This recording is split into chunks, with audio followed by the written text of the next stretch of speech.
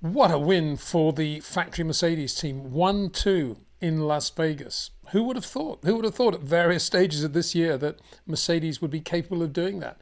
But capable they were. George Russell winning the Vegas Grand Prix in accomplished style from the pole, effectively leading from start to finish despite early pressure from Ferrari, and then really no pressure other than his teammate Lewis Hamilton in the closing stages of the race. And George had the race sewn up, because whenever he came in, first of all from mediums to hards and then for another set of hards, whenever he did that, he always was doing it with a 6 to 7 lap margin over his opposition. So if there was any pressure going to be applied on him, he was going to be the guy on the newer, fresher tyres. So it worked really, really well for him.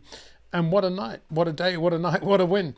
Lewis Hamilton second for Mercedes, underlying how good that car was this weekend. It sounds a little bit trite saying this weekend. It kind of supposes that maybe next weekend it won't be the same. But bear in mind, Mercedes came to Vegas with no real upgrades at all, just a slight mod to the front wing trailing edge just to get the car balanced with the smaller rear wing settings they're running for Vegas. Very specific to the circuit. And you got to say Mercedes just did a better job. Maybe they don't know how they did the job of getting the tyres to work. Maybe it was roll center, maybe it was cambers, maybe it was center of pressure, maybe it was all these things combined. But whatever it was, they were always in the window of good tyre management and good temperatures on the Pirellis. We never really saw the hards before the race. Well, we didn't see the hards before the race, but they were very good on those, very good on the mediums, and very good obviously in the softs in qualifying as well. And George did put that long run in on softs on Friday too. So they ran the full gamut and they were good on all the compounds, and they always managed to have a pretty good balance for grip, for top speed at any stage of the weekend. As I say, if you said to Mercedes, why and how did you do that? They'd probably say, well, we did all the usual things. We just got the car set up and it went well. For all the other teams, it's getting the tyres to work is sometimes, well, more than sometimes, more often a black art of just try this, try that, and let's see what happens. And if you can't get the tyres to work within about a couple of runs, maybe an hour or two, as Aston Martin couldn't, chances are you're not going to get them to work at any point of the weekend, as we saw, as was the case with Aston, and as we saw with other teams as well. Ferrari did a pretty good job, and in terms of getting the tyres managed is what I'm saying. Carlos Sainz qualified on the front row, as we know, but got blown away off the line in the early laps by Charles Leclerc, his teammate. But it was interesting how quickly the fronts degraded on the Leclerc Ferrari. We're talking half a dozen laps here, and all of a sudden Carlos Sainz is all over him again. And Charles gave position to Carlos, something that Carlos would do later in reverse in the race. But they were no match for the Mercedes. In terms of the sheer grip for balance, they did have a top speed advantage at Ferrari, but they couldn't really do anything with it, and George just disappeared. He didn't disappear, he was just methodical and very, very good at how he used the car and used the tyres and eked out a gap over them.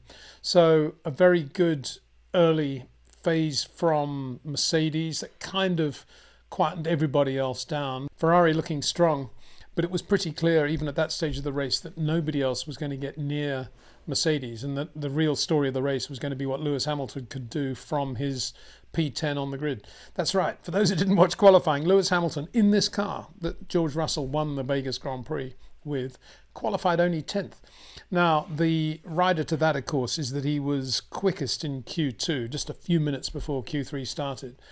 And had he repeated that Q2 time in Q3, he would have been on the second row at the worst. And had he gone quicker, he probably would have been on the pole, and he probably would have won this race. He drove absolutely beautifully from P10, really good in traffic. He was always quick. His tyres were being punished much more than George's, but he was always there. He was always there in the mirrors of George. You got the feeling that if he got any closer than 5 seconds, that George was going to be able to just go away because his tyres were fresher.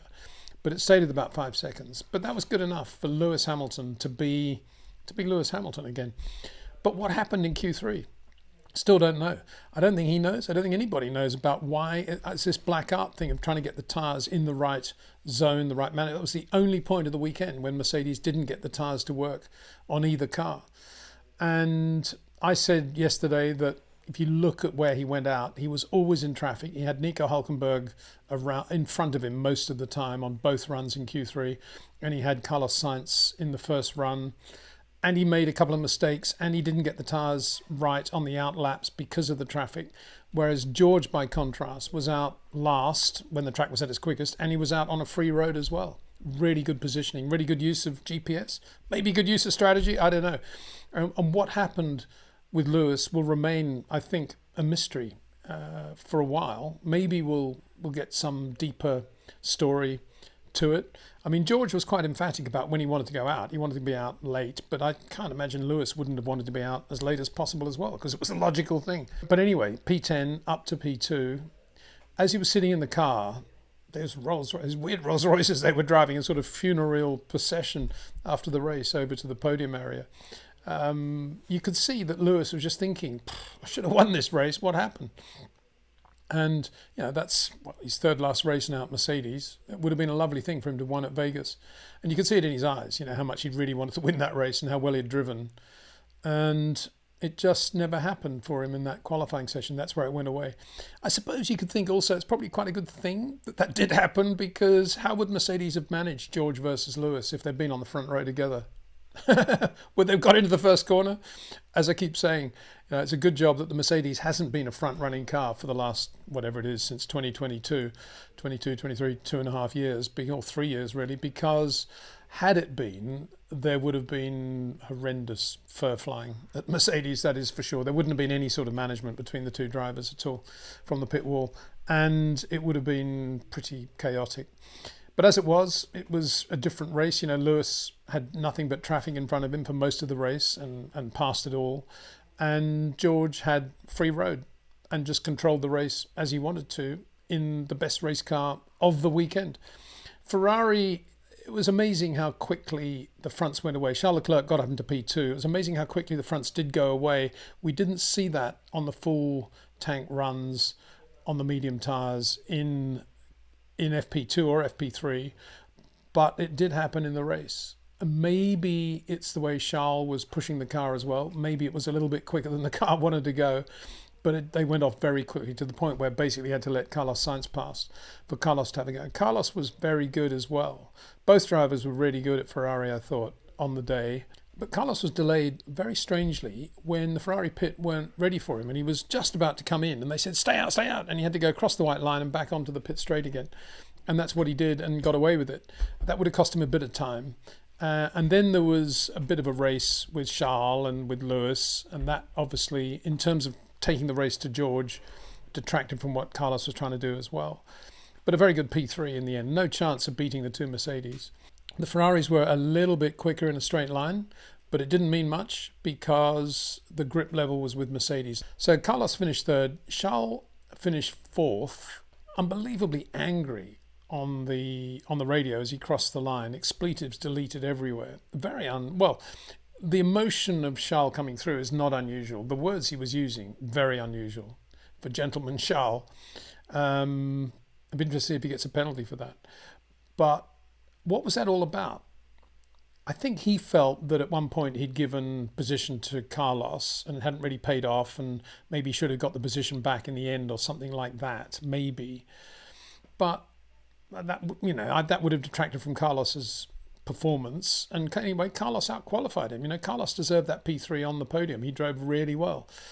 So I think if you take a broader, higher view of that, 30,000 foot, maybe 12,000 foot view of that, I think that is more that things aren't going quite the way at Ferrari right now that Charles would like them to go. I mean, it really, with Carlos Sainz, the unloved driver who's being told to leave and is leaving at the end of the year to make way for Lewis Hamilton, really at this stage of the second half of the year, Charles should be dominating at Ferrari, not to the point of a second a lap or anything like that, but he should be the key number one driver. And I think the build-up of Carlos winning Mexico, okay, Brazil was a very good race for Charles, but it was a difficult race for Ferrari in general. They weren't in a position to win it. And then here, Carlos out-qualifying him again, and then obviously getting the podium position. I think it was just a build-up of Charles Leclerc emotion of, this isn't how it's supposed to be. I'm supposed to be kind of showing his boss around here. And I think it was that. He would say not, and I'm sure most of the Ferrari people would not talk about it. But I think if you look at the way racing drivers are and what matters to them, being out qualified by a teammate who's leaving the team is not a good thing at all. That's all I can say.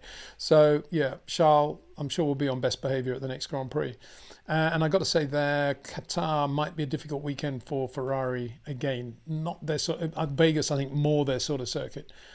And here I should put my hand up and say, in the build-up to Vegas, I thought Ferrari were going to win it. I did mention that there would be a wild card like a Mercedes potentially getting the tyre window right. But I never imagined Mercedes would be this good. So that's an admission, and I have to say, great job by Mercedes all round for that. So Ferrari did look good though. The other key moments of the race, I think, were the quality of the driver Max Verstappen, where he just basically over-delivered with that car all weekend. It was not a great racing car for Vegas, as Sergio Perez indicated throughout the weekend, but he got the most from it in every dimension at a time when there was no pressure at all, but he just needed to make sure the McLarens are behind him, thank you very much. And he did that perfectly throughout the race. He made it quite difficult for both the Ferrari drivers, made it difficult for Lewis Hamilton to get past, but then he drove really well and cleanly to finish ahead of the McLarens and thus clinch his fourth World Championship, his fourth World Drivers' Championship. It wasn't too long ago that people were saying, wow, Lando Norris has got a real chance here to take the championship to Max Verstappen. And yet, in the blink of an eye, in the blink of Interlagos in the wet, it's all gone. And it's Max Verstappen world champion again. And little talk about Lando Norris. And I was thinking today, and I've gone on about it a lot, the lost points for Lando. But if you assume he should have won the Hungarian Grand Prix, he should have won the Italian Grand Prix, and in my view, he should have won Baku as well, had they not messed up with that call in Q1 when they brought him in, and he got the yellow as a result. He should have won 3 more Grand Prix than he had, and the championship shouldn't be over by now with decent, proper management from the pit wall at McLaren. And all that talk, let's put it into perspective now, all that talk during the Hungarian Grand Prix into the headset of Lando Norris. Lando, if you want the team behind you for the championship, you know this is the right thing to do. Move over, slow down, give the win to Oscar. And he begrudgingly did that. It wasn't an instant, oh yeah, whatever you say stuff. Lando knew that this was potentially a huge decision that he was about to make. And so he did. And yet what was it all for? What championship? What help was he going to get?